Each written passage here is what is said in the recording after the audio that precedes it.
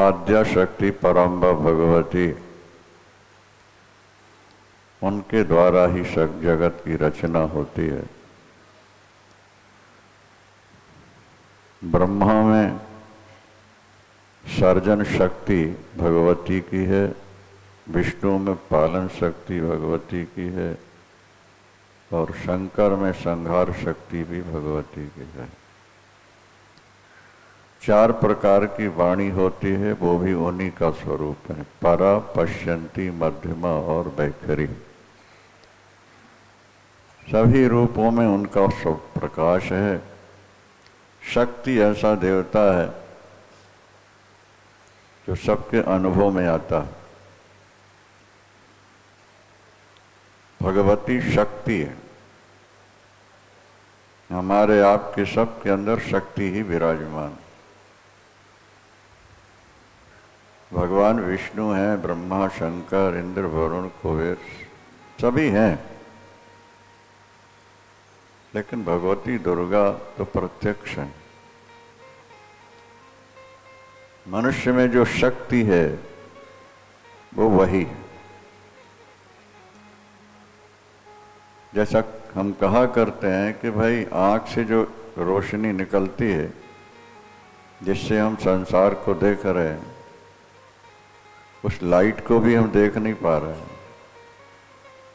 पर वो है, इसलिए कि उसके द्वारा ही हम सबको देख रहे होते हैं। इसी तरह आद्या शक्ति परम्बा भगवती के 2 रूप हैं, निर्गुणा और सगुणा।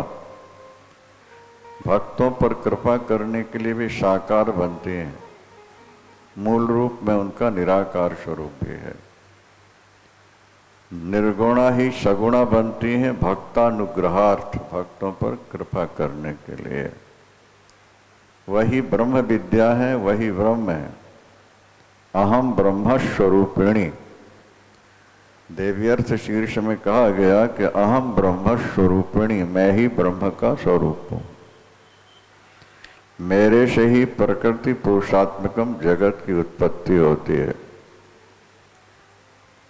चलने में, बोलने में, बोझा उठाने में शक्ति की आवश्यकता है, और वो शक्ति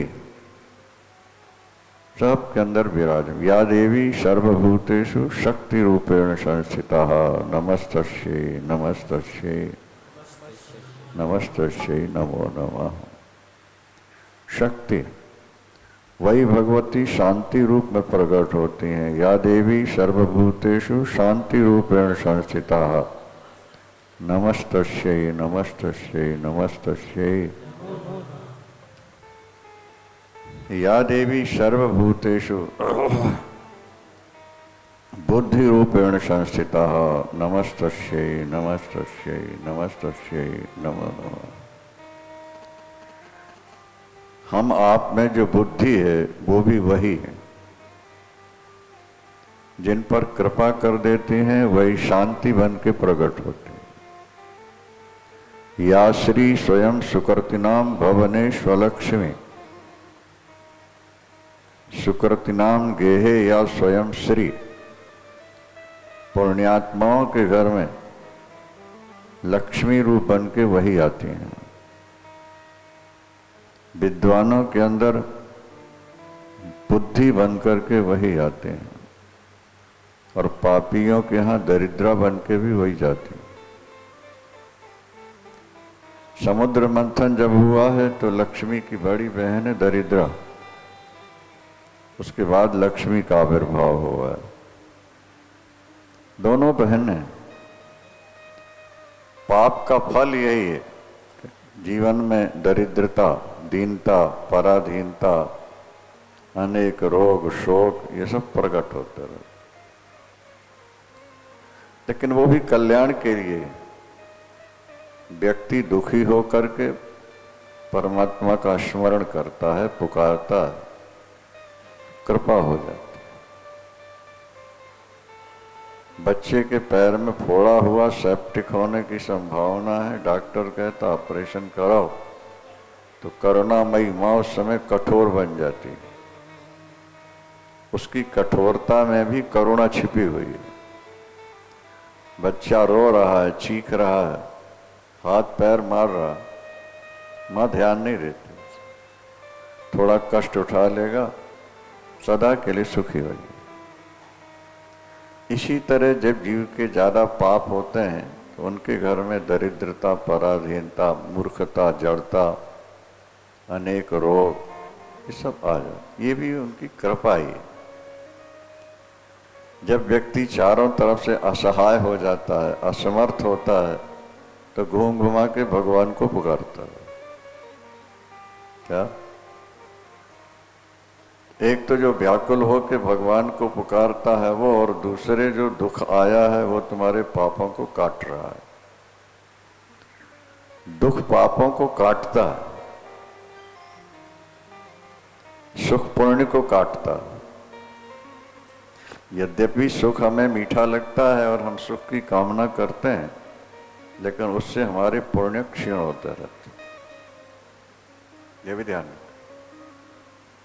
जैसे अगरबत्ती में जो आग लगती है तो अगरबत्ती जलना प्रारंभ हो जाती है धीरे धीरे धीरे धीरे। तो जब जीवन में दुख आता है तो हम व्याकुल होकर पुकारते हैं कि हे प्रभु, हे माँ, हे जगदीश्वरी, ये हमारे साथ क्या हो रहा है। वो जो हमारी व्याकुलता है वो हमारे पापों को काटती है, और जो भजन होता है उससे पुण्य बढ़ रहा होता है। तो एक दिन पाप समाप्त हो जाते हैं और जीव एकदम सुखी हो जाया करता है। तो दरिद्रता के रूप में भी वही है और लक्ष्मी के रूप में वही है। विद्वानों के अंदर विद्वत्ता, बुद्धि के रूप में भी वही है, क्योंकि सारे कार्य बुद्धि से होते हैं। तो उन आद्या शक्ति पराम्बा भगवती के चरणों में हमारा आपका बार बार प्रणाम। ये शरद काल है। यूं तो माँ के 4 नवरात्र माने जाते हैं, लेकिन ये विशेष होता है चारों में। शरद काले महापूजा क्रियते याच वार्षिकी। जो व्यक्ति शरद काल की इस नवरात्रि में महापूजा करता है, उत्साह से करता है, कृपणता छोड़ के पूजन करता है, प्रतिवर्ष करता है, सानिध्यम तत्र में स्थितम, मैं सदा उसके साथ रहती हूँ, उसका त्याग कभी नहीं कर पाती हूँ। जैसा आप सुन चुके हैं, सुनेंगे कि भगवान राम ने भी व्रत रहकर नवरात्रि व्रत किया है, पूजन किया है। भगवान कृष्ण ने भी पूजन किया है। भागवत में भी लिखा है कि नंद बाबा भी माँ का पूजन करते थे।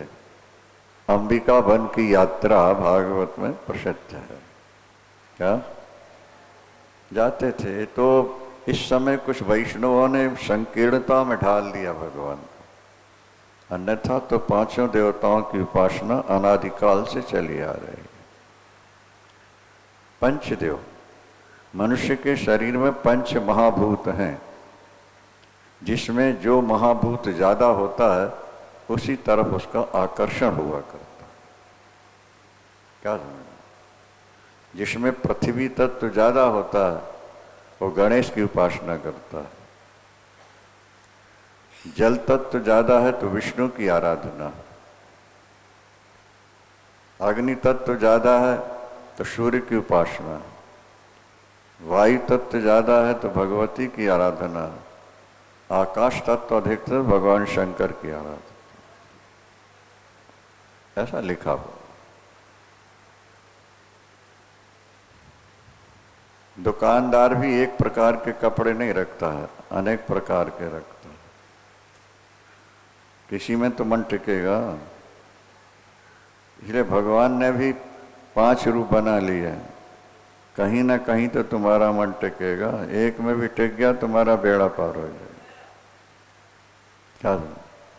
और भगवती शक्ति सभी देवताओं के साथ है, ये भी ध्यान रखना जरूरी है। अगर नारायण है तो लक्ष्मी है, और शंकर है तो पार्वती है, और राम है तो सीता है, और कृष्ण है तो और जो बड़ा होता है पहले उसका स्मरण किया जाता है, पहले उसका नाम लिया जाता है। इसीलिए हम लोग राधा कृष्ण कहते हैं, कृष्ण राधा नहीं कहते। शक्ति तत्व तो महान है ना, इसलिए पहले राधा फिर कृष्ण। भाई गुरु शिष्य सामने आए तो माला पहले किसको पहनाएंगे? गुरु को पहनाए। जो बड़ा होता है उसका नाम पहले, उसका पूजन पहले होता है। और इसीलिए आज वृंदावन में आप देखो कृष्ण कृष्ण कहने वाले शायद ही कोई मिलेंगे, ज्यादातर राधे राधे पुकार। शक्ति की आराधना है। ऊपर से ये वैष्णव है लेकिन अंदर से शक्ति की आराधना। हर देवताओं के साथ शक्ति जुड़ी हुई है। इंद्र है तो इंद्राणी है, क्या वराह है तो वाराही है, नरसिंह है तो नारसिंह ही है। सब देवताओं के साथ शक्ति जुड़ी हुई है। शक्तिमान व्यक्ति शक्तिमान होता है शक्ति के आधार। क्या? जिसमें शक्ति ज्यादा होती है वो शक्तिमान पहलवान कहलाता है। तो शक्ति तो हर देवता के साथ जुड़ी हुई है। और देवी भागवत में लिखा है कि वो भाग्यवान जन है जो शक्ति की आराधना करते रहता है। शक्ति की आराधना करने से शक्तिमान अपने आप अधीन हो जाता है।